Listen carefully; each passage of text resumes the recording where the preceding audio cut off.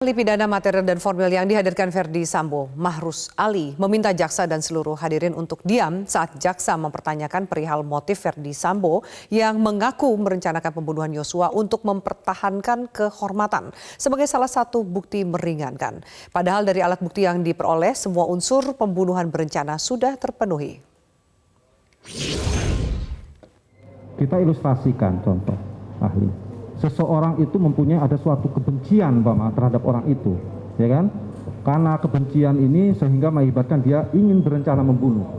Dia mempersiapkan, ahli, mempersiapkan segala sesuatu halnya, mulai dengan tenang. Masalah interval waktu tidak menjadi hal, karena kan tidak ada memang suatu pendapat yang pasti mengenai kapan interval waktu itu harus dipenuhi. Tetapi dengan rencana-rencana tadi bisa dibuktikan oleh seorang penuntut umum, ya kan? Dia mempersiapkan senjata, terus dia mempersiapkan di mana akan dieksekusi, siapa yang akan melakukan eksekusi, ya kan?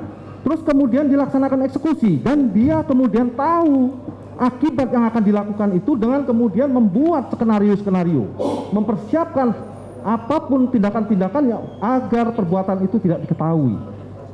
Nah, dengan demikian apakah menurut ahli tetap harus motif itu menjadi suatu hal yang digunakan pembuktian unsur, padahal dari alat bukti yang kita peroleh semua unsur-unsur bestandel delik dalam suatu delik material pasal 340 itu sudah terpenuhi, ahli?